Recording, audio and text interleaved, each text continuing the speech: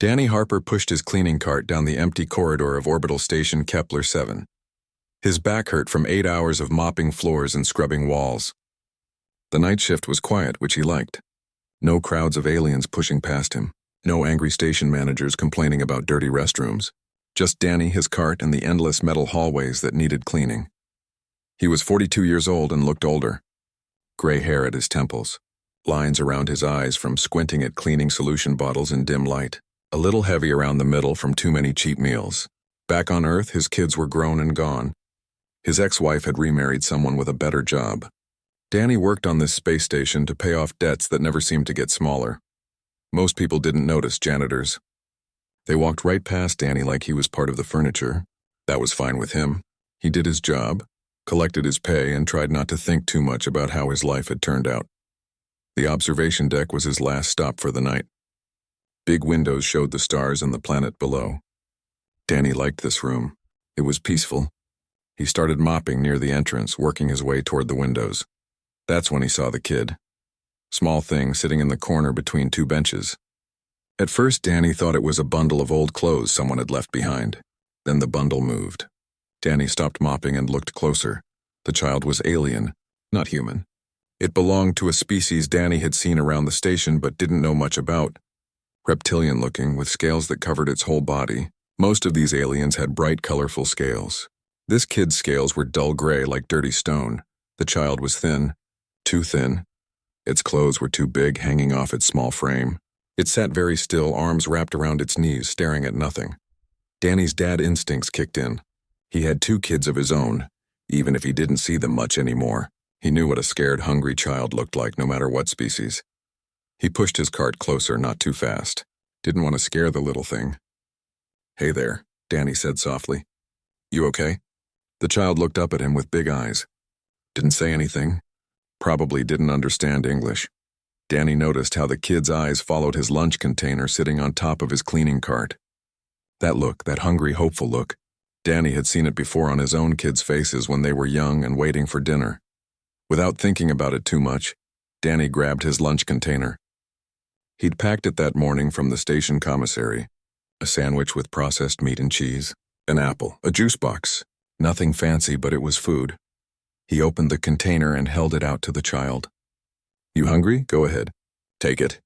The kid stared at the food like it might disappear, then with shaking hands reached out and took the sandwich. Small fingers held it carefully like it was something precious. The child ate slowly, taking tiny bites, making it last. Danny sat down on a nearby bench. Not too close. Didn't want to crowd the kid. He just stayed there. Quiet company while the child ate. When the sandwich was gone, Danny offered the apple. Then the juice box. The kid drank the juice slowly and Danny saw something interesting. The gray scales started to flicker with a different color.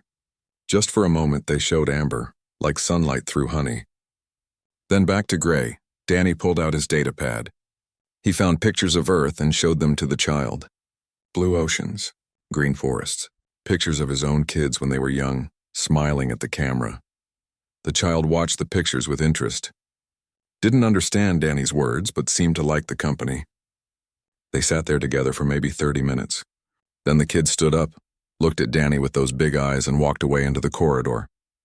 Danny finished cleaning the observation deck and headed back to his quarters. He felt good. Helping someone, even in a small way, always felt good. The next night, Danny packed extra food in his lunch container. 2 sandwiches, 2 apples, extra juice boxes. He didn't really think about why.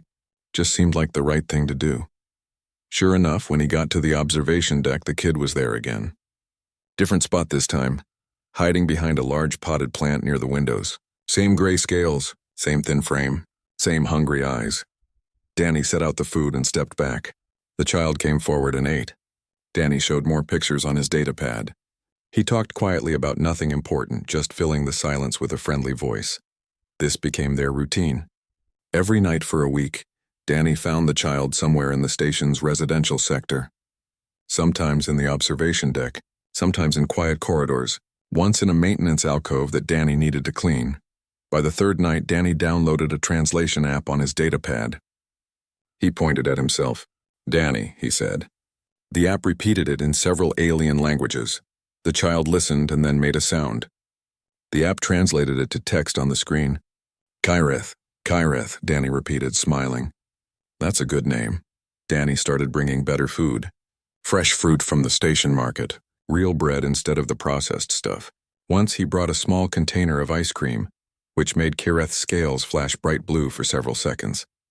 Danny wondered about the kid's situation. Why was a child wandering around alone at night? Where were its parents?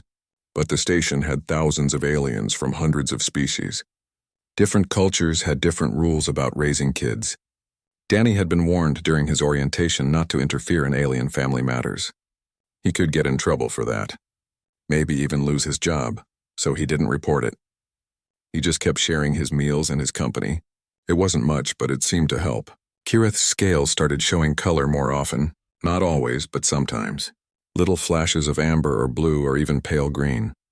On the 7th night, Danny packed his usual extra portions and headed to work. He cleaned the corridors, expecting to see Kyreth in one of the usual spots. But the observation deck was empty. Danny checked the quiet alcoves and corners. No Kyreth. He spent 2 hours searching, getting further behind on his cleaning route. He checked every place he'd ever seen the kid. Nothing. Kyreth was gone. Danny told himself it was good news. Maybe the kid had found their family. Maybe whatever situation had left Kyreth hungry and alone was fixed now. But Danny couldn't shake a worried feeling in his gut. He went back to his quarters after his shift, barely noticing the walk. His tiny room felt emptier than usual. He ate the extra food he'd packed, but it tasted like nothing. Danny tried to sleep but couldn't. He kept thinking about Kyreth, those gray scales, those hungry eyes, that careful way of eating, like each bite might be the last. He finally dozed off around dawn and slept badly. Dreams of lost children and empty corridors mixed with memories of his own kids when they were small. When he woke up, his data pad was chiming. Someone was at his door. Danny stumbled out of bed, still in his sleeping clothes. He opened the door, expecting a neighbor complaining about noise or maybe his supervisor with an extra work assignment. Instead, he found 2 station security officers. Their faces were serious, professional, the kind of serious that meant trouble. Danny Harper, one of them asked. Yeah, that's me. What's wrong? You need to come with us, sir. Right now. Danny's heart sank. Am I in trouble? Did I do something wrong? Just come with us, please. We'll explain on the way. Danny got dressed quickly, his mind racing. Had someone reported him for giving food to Kyreth? Was that against some rule he didn't know about? Had he accidentally fed the kid something poisonous to that alien species? The security officers led him through the station, but they weren't heading toward the security office. They were going up, toward the docking bays, toward the levels where important people went. Danny had never been to these levels before. Where are we going? Danny asked. Docking Bay Alpha, one officer said. That was the diplomatic bay, where ambassadors and politicians arrived, where the really important ships docked. Danny's worry grew with every step. Whatever was waiting for him in Docking Bay Alpha, it was big, bigger than a janitor giving snacks to a lost kid. Way bigger. He had no idea how much bigger until the bay doors opened and he saw the ships waiting outside the windows. 7 massive warships, each one large enough to carry thousands of soldiers. Each one powerful enough to destroy cities, and all of them bearing the same symbol. A golden sunburst that Danny had seen before on Kyreth's worn clothing.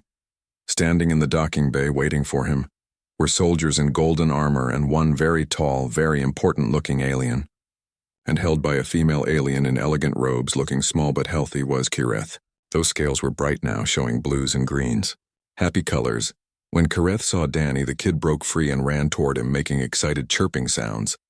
And Danny Harper, janitor, debt-ridden nobody from Earth, realized his simple act of kindness had just changed his entire life. Kyreth crashed into Danny's legs, wrapping small arms around him. The child chittered and chirped, scales flashing bright yellow. Danny stumbled back, catching himself against a cargo container. His brain couldn't process what he was seeing. Lieutenant Grace Morton, the station commander, appeared at his elbow. She was a tough woman who ran a tight station, but right now she looked pale and scared. Mr. Harper, I need you to stay very calm. Do exactly as I say. Do you understand? Danny could only nod. His mouth was too dry to speak. The tall alien approached. He stood nearly 7 feet high with scales that shimmered purple and gold under the bay lights. His presence filled the space. Behind him, 20 soldiers in ornate armor stood in perfect formation. Their scales showed aggressive red and orange patterns. Their hands rested near weapons that looked far too advanced and deadly. The tall alien spoke, and a small device on his chest translated his words into English. "I am High Chancellor Varric, voice of Emperor Thazric, ruler of the 7 systems. You are the human called Danny Harper?" "Yes, sir," Danny managed to croak out. "I'm Danny Harper. I'm just a janitor here. I don't know what's happening." Varric's scales shifted to a different pattern. The translator called it respect, which made no sense to Danny. Why would this important alien show respect to him? "You have done something remarkable, Danny Harper," Varric said. "You have saved the life of Prince Kireth, 5th son of the Emperor." Danny looked down at Kireth, still clinging to his legs. "Prince? This kid is a prince?" "This child," Varric said, his voice heavy with emotion that the translator struggled to capture, "is imperial blood. And 3 weeks ago he was stolen from us." The story came out in pieces as Varric explained. A radical group within the Zelvari Empire opposed the Emperor's peaceful policies toward other species. They wanted war, expansion, a return to the old ways of conquest. They had infiltrated the station as part of a trade delegation. They kidnapped Kireth during a diplomatic function, hiding him somewhere in the station's vast interior. For 3 weeks they held the prince hostage while making demands. They wanted the Emperor to revoke treaties, to declare war on neighboring systems, to purge peaceful advisors from his court. The Emperor refused their demands, Varric said. But our agents could not find the prince. This station is large, with many hiding places. The kidnappers were clever. Danny listened, his arms automatically going around Kireth in a protective gesture. The child leaned against him, scales showing calm blue now. 6 days ago, our agents finally located Prince Kireth, Varric continued. We extracted him from his captors. But the child was traumatized. He would not speak. He would not eat. Our physicians examined him and found no physical illness, but he was starving himself. We feared he would die. The female alien in elegant robes stepped forward. Her scales showed deep green with silver accents. Through the translator, she introduced herself as Lady Sareth, Kireth's primary caretaker. The prince would slip away from his guards every night. At first, we feared he was trying to run back to his kidnappers. Some captives bond with their captors when traumatized. But we followed him and we discovered something else. He was following a routine, Varric said. A memory. Every night he went to the places where he had met someone. Someone who gave him food. Someone who showed him kindness. Someone who asked nothing in return. Danny felt his face flush. I just shared my lunch. He looked hungry. You shared your food with a strange alien child, not knowing who he was, not expecting payment or recognition, Varric said. His scales shifted again, showing a pattern the translator called deep honor. The kidnappers starved him deliberately, trying to break his spirit. They gave him minimal food, just enough to keep him alive. They wanted to make him weak so he would not resist. Lady Sareth's scales flashed angry red for a moment before returning to green.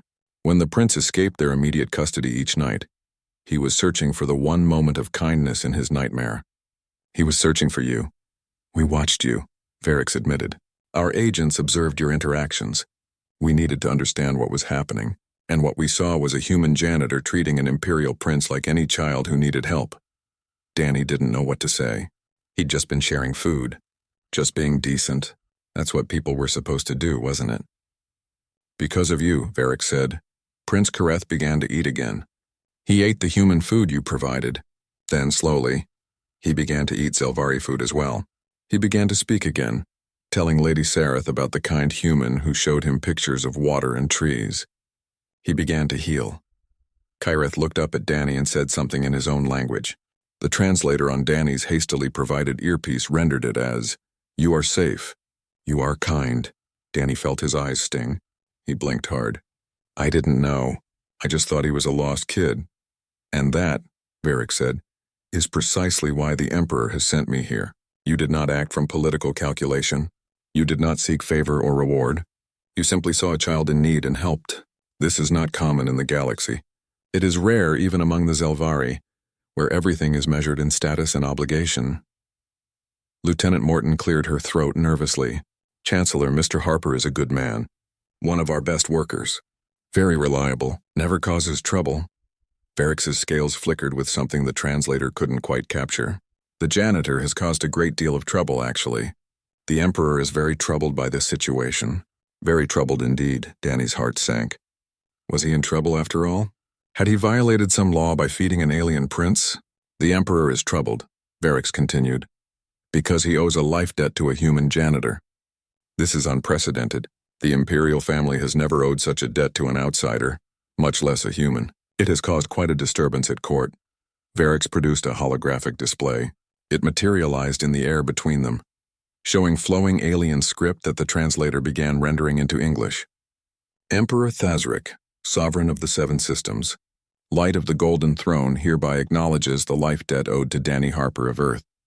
In recognition of his selfless preservation of imperial life, the Emperor extends the following offer of gratitude. The list that followed made Danny's head spin. Credits. More credits than he'd earn in 10 lifetimes, enough to pay off his debts 1,000 times over, a noble title within the Zelvari Empire, an estate on their capital world, protection for his family under imperial law, employment opportunities, trade licenses, things Danny didn't even understand.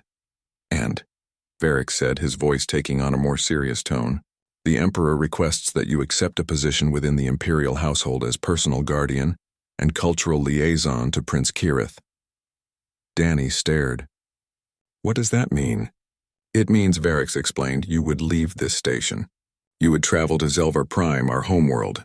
You would live in the Imperial Palace and help raise Prince Kirith. You would teach him about humans and Earth culture. You would be his guardian, his protector, and his friend. For how long? Danny asked weakly. Until he reaches adulthood. Approximately 12 more years in your time measurement. Danny looked down at Kirith. The child gazed up at him with trusting eyes. Those scales showed hopeful yellow like sunrise. Can I think about it? Danny asked. This is a lot to process. I need to talk to my family, my kids. This is a huge decision. Varix's scales showed surprise. Apparently, people didn't usually ask to think about imperial offers. But then the pattern shifted to something like amusement. The janitor wishes to consider an emperor's offer as he would any job proposal. You are unusual, Danny Harper. Very well. You have 24 hours to decide. We will remain docked at this station. Quarters will be provided for the imperial delegation. Danny nodded numbly. Kirith reluctantly let go of his legs but kept looking back at him as Lady Sareth led the child away. Lieutenant Morton escorted Danny back toward the residential levels. Mr. Harper, do you understand what just happened? This is the biggest diplomatic event this station has ever seen. If you accept, you'll be the first human integrated into the Zelvari imperial family. This could change human-alien relations forever. Danny barely heard her. He was thinking about a small alien child eating a sandwich like it was the most precious thing in the universe. He was thinking about those gray scales turning amber with gratitude. He was thinking about 12 more years of being far from Earth, far from everything he knew. But mostly he was thinking about how Kirith had looked at him. Like he was safe. Like he was someone who could be trusted. Danny Harper had spent his whole life being unremarkable. Being overlooked. Being just another janitor that important people walked past without seeing. Now he had 24 hours to decide if he wanted to remain invisible or step into a life he couldn't even imagine. All because he'd shared his lunch with a hungry kid. Danny sat on his bunk in his tiny quarters staring at his datapad. His hands shook slightly as he initiated the call to Mars Colony. The connection took a few seconds to establish. Then his daughter's face appeared on the screen. Kelly looked tired. She was 7 months pregnant and still working full-time as a teacher. When she saw her father's face, she smiled. Hey, Dad, this is a surprise. You don't usually call during your work hours. I'm not at work right now, Danny said. Something happened. Something big. He told her everything. About Kirith. About the Emperor's offer. About the 24 hours he had to decide whether to leave everything behind and move to an alien empire. Kelly stared at him through the screen. Her mouth opened and closed several times before words came out. Dad, this is insane. You fed an alien kid your lunch and now you're being offered what? To move across the galaxy and raise a prince? I know how it sounds, Danny said, rubbing his face. His eyes felt gritty from lack of sleep. But Kelly, you didn't see him. He was so scared, so alone. And now he trusts me. I can't explain it, but when he looks at me, I see you and your brother when you were little. Kelly's expression softened. Dad, I love you. But this is huge. You'd be gone for 12 years. You wouldn't see your grandchild grow up. You'd miss everything. The words hit Danny hard. His first grandchild. He'd been looking forward to that. I know, but, Kelly said slowly, I also know you've been miserable since the divorce. You're working yourself to death to pay off debts that Mom should have helped with. You're alone on that station with no friends, no life. When's the last time you did something that made you happy? Last week, Danny said quietly. When I shared my lunch with a scared kid. Kelly's eyes got watery. Then maybe you already know your answer. Danny called his son next. Chris was between shuttle runs, sitting in a pilot's lounge somewhere in the Earth-Luna corridor. He listened to the story with wide eyes. Dad, the money alone, Chris said. Do you understand how much they're offering? You could retire. We could all retire. You'd never have to clean another toilet. It's not about the money, Danny said. But it should be, Chris argued. When's the last time you had a chance like this? When's the last time anyone from our family had a chance like this? Your mother used to say I had no ambition, Danny said. No drive. That's why she left. Chris's face hardened. Mom left because she wanted someone richer. That's not your fault. And Dad, this is ambition. This is huge. But only if it's what you want. Danny appreciated that. Chris had always been practical, but he tried to understand emotions too. The kid needs someone, Danny said. And I've got experience with kids. Good experience. You and Kelly turned out pretty well, Chris smiled. We did, didn't we? And a big part of that was you. You were always there for us, even when things got hard. After the calls, Danny tried to rest but couldn't. His mind raced with possibilities and fears. Every time he closed his eyes, he saw Kirith's gray scales turning amber with gratitude. The station diplomats found him 2 hours later. They appeared at his door in expensive suits, carrying data pads and wearing practiced smiles. They wanted to talk about the opportunity and diplomatic implications. Mr. Harper, you understand this goes beyond your personal situation, one diplomat said. She was young and ambitious, the kind of person who measured everything by political value. If you accept this position, you'd be the first human with real influence in the Zelvari court. This could open trade agreements, cultural exchanges, strategic partnerships. I'd just be taking care of a kid, Danny said. You'd be shaping the perspective of a potential future emperor. Another diplomat corrected. Prince Kirith is young now, impressionable. If he grows up with positive views of humanity, think what that could mean for Earth's position in galactic politics. Danny felt sick. You want me to use a traumatized child for political advantage? The diplomats exchanged glances. We want you to represent humanity well. Show them what humans are capable of. The kindness, the innovation, the adaptability. By being myself? Danny asked. Exactly, the first diplomat said, missing his point entirely. After they left, Danny walked to the observation deck, the one where he'd first met Kirith. He stood at the windows looking out at the stars and the 7 massive warships hovering near the station. Grace Morton found him there an hour later. The station commander stood beside him in silence for a moment before speaking. You know, I've been running this station for 6 years. I've seen thousands of humans pass through. Most of them are here for the same reasons as you. Debt, divorce, running from something or toward something. And, Danny prompted, and most of them stay miserable because they never take chances. They work their shifts, collect their pay, and wait for life to get better. But life doesn't get better by waiting. It gets better when you do something different. This is pretty different, Danny said. Yeah, it is, Grace agreed. It's also terrifying. You'd be the only human in an alien palace. You wouldn't know the customs or the language. You'd make mistakes. People would judge you. Some would probably hate you just for existing. You're not making this sound appealing, Danny said. Grace smiled. But you'd also be doing something that matters. Not just to you. Not just to that kid. But maybe to a lot of people. And honestly, Harper, you've been invisible your whole life. Maybe it's time people saw you. Danny thought about that. He'd been invisible at his marriage with a wife who wanted someone more successful. Invisible at his job, just another janitor in a long line of janitors. Even his own kids saw him more as a reliable presence than an actual person with dreams and feelings. But Kirith had seen him. Really seen him. Not as a janitor or a human or a source of food, but as someone safe, someone kind, someone worth trusting. Danny made his decision in the quiet hours of the early morning. He sat alone in the observation deck, the same spot where everything had started, and thought about what he wanted his life to be. He wanted to matter. Not to diplomats or politicians or history books. but to one scared kid who needed someone steady and kind in his life. When he informed High Chancellor Varix of his decision 6 hours later, the alien scales showed that pattern of deep respect again. "You accept the Emperor's offer?" "I do," Danny said. "But I have some conditions." Varix's scales flickered with surprise. "You wish to negotiate with the Emperor?" "Just a few things," Danny said. He'd written them down on his data pad, thinking them through carefully. "I want regular communication access to call my kids.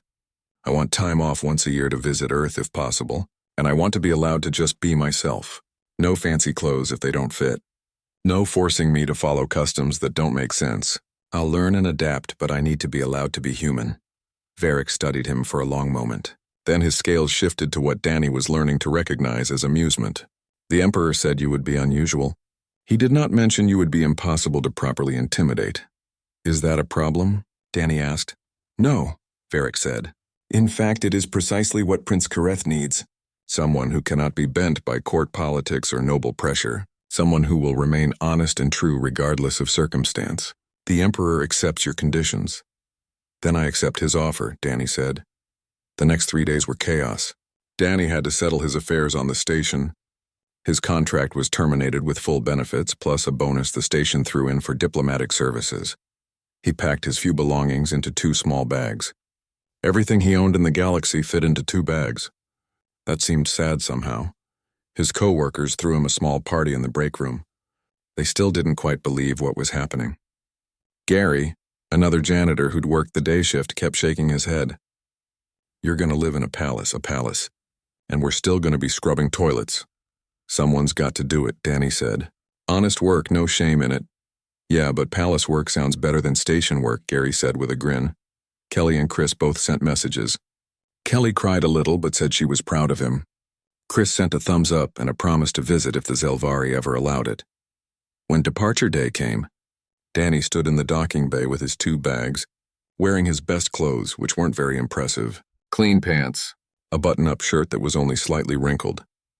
His old jacket with the patches on the elbows. High Chancellor Varix looked at Danny's outfit and his scales flickered. "We will need to address your wardrobe when we arrive at Zelvar Prime." "These are my good clothes," Danny said. "I can tell," Varix replied, which might have been alien sarcasm. Kareth ran forward when he saw Danny, scales bright with joy. The child grabbed his hand and didn't let go. As they walked toward the Imperial shuttle, Danny looked back at the station one last time. It had been his home for 3 years. Not a great home, but familiar. Now he was heading into the unknown. A palace on an alien world. A culture he didn't understand. A job raising a prince, all because he'd shared a sandwich with a hungry kid. Danny squeezed Kareth's hand gently. The child looked up at him with trusting eyes. Whatever happened next, Danny thought at least he'd be doing something that mattered. At least he wouldn't be invisible anymore. The shuttle doors closed behind them, and Danny Harper, former janitor, began his journey to become something he'd never imagined. A guardian. The Imperial flagship was called the Golden Dawn, and it was the largest ship Danny had ever seen. The shuttle that carried them from the station docked inside a bay that could have held 50 smaller vessels. When Danny stepped out, his footsteps echoed on polished metal floors that gleamed like mirrors. "This way," Varix said, leading them through corridors decorated with art that probably cost more than Danny's entire life earnings. Crew members stopped and bowed as they passed. Their scales showed deference patterns toward Varix and protective colors toward Kareth. Danny's quarters made him uncomfortable. They were huge. The bedroom alone was bigger than his entire apartment back on the station. The bed could fit 5 people. There was a bathroom with a tub that looked like a small swimming pool. A sitting room with furniture that seemed to grow from the floor itself, all organic curves and soft surfaces. "This is too much," Danny said. Varix's scales flickered. "This is the smallest guest suite on the ship. Would you prefer crew quarters?" Danny almost said yes, then realized the alien might be joking. It was hard to tell with scales instead of facial expressions. "I'll manage." The first meal nearly killed him. Danny sat at a table in his quarters while servers brought dish after dish of Zelvari cuisine. Beautiful presentations of food that looked like art. The problem was, most of it made Danny sick. His human stomach couldn't process whatever they used for seasoning. By the 3rd dish, he was sweating and nauseous. Varix appeared an hour later to find Danny lying on the floor of the bathroom. "I see we have a dietary problem. Everything tastes like burning metal and regret," Danny groaned. The ship's physician was called. She was a female Zelvari with deep green scales and a no-nonsense attitude. She examined Danny with instruments that hummed and beeped. "Human digestion is incompatible with most Zelvari proteins and spices. We'll need to adjust his meals. Basic proteins, simple preparations, nothing exotic."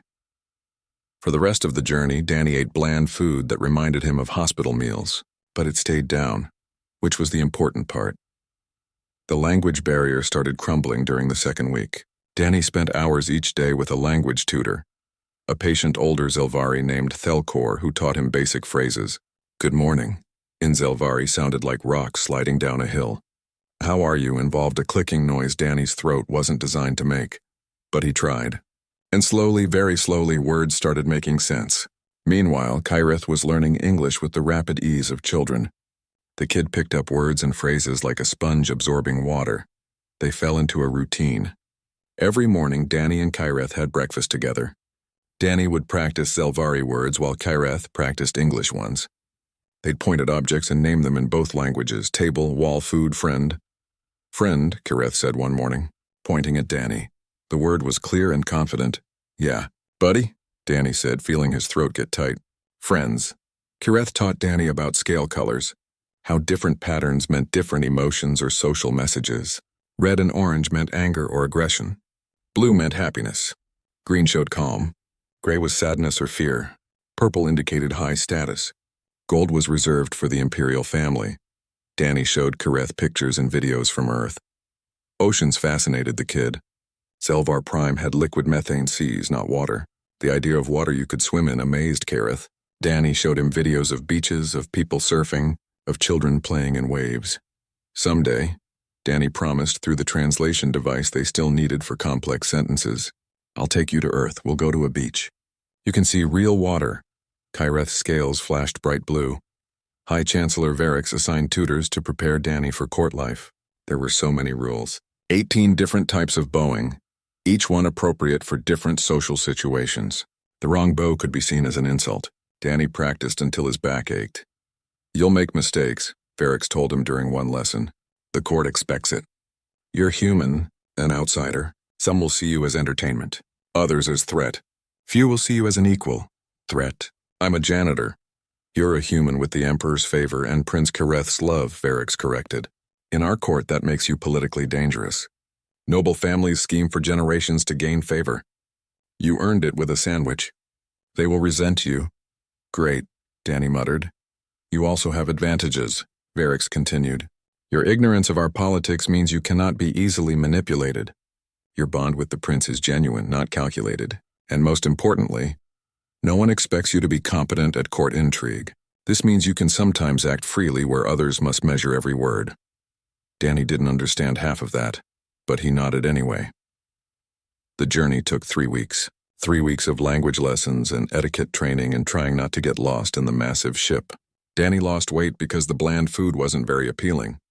He gained a vocabulary of about 200 Zelvari words. He learned to bow without falling over. And he spent time with Kyrith. They played simple games. Card games from Earth that Danny taught the kid. Strategy games from Zelvar Prime that Kyrith taught him. They watched videos together. They just sat sometimes, comfortable silence between them. Danny told Kyrith stories about his own kids. About Kelly, who loved books and became a teacher. About Chris, who loved flying and became a pilot. About the time Chris broke his arm falling out of a tree, and Danny carried him 2 miles to the hospital. About Kelly's first day of school when she cried and didn't want Danny to leave. Through the translation device, Kyrith told Danny about his 4 older brothers. Strong warriors and clever politicians. About missing his father. About being scared during the kidnapping. About the first time he saw Danny and thought maybe things might be okay. On the 20th day of the journey, Varix found Danny on the observation deck. The Chancellor stood beside him, looking out at the stars streaking past as the ship traveled faster than light. "You should prepare yourself," Varix said. "Zelvar Prime is unlike anything you've seen, and the Imperial Palace is overwhelming even for Zelvari who've lived their entire lives on the homeworld." "I've been overwhelmed since this started," Danny admitted. "What's a little more?" The court is ruthless, Varix warned. Beautiful but ruthless. There will be attempts on your life. Subtle at first. Poisoned food, though your different biology makes that difficult. Accidents arranged. Social destruction. They'll try to break you without killing you, because killing you would anger the Emperor. You're really selling this job, Danny said. Varix's scales shifted to something that might have been sympathy. I want you to survive. The prince needs you. And I confess I'm curious to see what a human janitor does when faced with noble scheming. Probably mop something, Danny said. The alien made a sound that the translator called laughter. When Zelvar Prime appeared on the view screens, Danny stopped breathing for a moment. The planet was stunning. It shimmered like a jewel against the black of space. Vast seas that weren't blue but silver, reflecting the system's twin suns. Continents that sparkled, their surfaces covered in crystalline formations. Cities that seemed to grow rather than be built. Organic structures reaching toward the sky. It's beautiful, Danny whispered. It's home, Varix said simply. The descent through atmosphere took an hour. Regulations for Imperial ships required slow, ceremonial approaches. Danny watched through the viewport as they passed over seas and mountains and cities. He saw flying creatures with wings like stained glass, forests where the trees moved on their own, reaching branches toward the light. The Imperial Palace dominated the capital city. It was a mountain that had been carved and shaped over thousands of years. The entire structure gleamed gold in the double sunlight. As they approached, Danny saw that the surface was covered in scales. Actual scales, each one the size of a small building that shifted colors in waves. The palace leaves, Varix explained. It was grown from a creature's corpse over millennia. We shaped it, and now it responds to the emotions of those who live within. When the Emperor is pleased, the whole palace glows gold. When he's angry, it turns red. What color is it now? Danny asked. Yellow, Varix said. Curiosity. The palace knows you're coming and it wants to know what you are. They landed in a private bay deep within the palace structure. When the ship doors opened, Danny saw his first Earth media cruise. Cameras pointed at him. Reporters shouting questions. The story had spread across human space. Janitor becomes alien prince's guardian was apparently big news. Security held them back, but Danny heard the questions anyway. Mr. Harper, how does it feel? Did you know he was a prince? What do you say to critics who claim you're being used for propaganda? Danny ignored them all. He followed Varix, holding Kirith's hand, into the palace proper. The throne room was massive. The ceiling stretched up so far Danny couldn't see the top. Pillars of living crystal supported it. The walls showed moving murals, images from Zelvari history that shifted and changed. And at the far end, on a throne that seemed to grow from the floor itself, sat Emperor Thazrik. The Emperor was ancient. His scales had faded to silver-white with age, but they still showed patterns of absolute authority. He was smaller than Varix, his body bent with years, but his presence filled the entire room. Around him stood advisors, nobles, and guards. Hundreds of pairs of eyes. The first 3 months in the Imperial Palace were the hardest of Danny's life. His quarters were attached to Kirith's wing, rooms so large his footsteps echoed. The walls showed moving art that responded to his emotions, which was disturbing when he was feeling sad or frustrated. The ceiling changed colors based on the time of day, mimicking the twin suns outside. Danny ate meals that still made his stomach uncertain. The palace physicians had adjusted his diet, but Zelvari food would never taste quite right to human taste buds. He wore clothes that felt wrong on his body, soft fabrics that shifted colors slightly and seemed alive against his skin. He made mistakes constantly. He bowed at the wrong depth to a visiting duchess and nearly caused a diplomatic incident. He wore the wrong color to a ceremony and accidentally signaled that he was mourning someone. He used an informal phrase with a high noble and got reported to the Emperor's advisors for disrespect. Each mistake was documented. Each error was noted. The court watched him like scientists studying a strange specimen. Some found him entertaining. Others found him insulting. A few found him dangerous, but Kirith thrived. That was what mattered to Danny. The young prince ate regularly now, his scales showing healthy colors most of the time. He laughed often, a sound like small bells chiming. He ran through the palace corridors with the confidence of a child who felt safe. Danny became a constant presence beside the prince. Where Kirith went, Danny followed. The palace staff got used to seeing the human in simple clothes walking beside the prince in his ornate robes. Teachers got used to Danny sitting in the back of classrooms listening to lessons he barely understood. At night, Danny and Kireth would sit in the prince's chambers and talk. Kireth's English was nearly fluent now. Danny's Zelvari was improving slowly. They'd switch between languages, teaching each other words and phrases. "Tell me about water again," Kireth would ask, and Danny would describe oceans and lakes and rivers until the prince's scales glowed blue with wonder. The assassination attempt started during the 4th month. The first was poisoned food, but Danny's human biology didn't process the poison the same way Zelvari systems would. He got sick but survived. The second was an accident involving maintenance equipment that malfunctioned near where Danny walked regularly. He avoided it by luck more than skill. High Chancellor Varix appeared in Danny's quarters after the second attempt.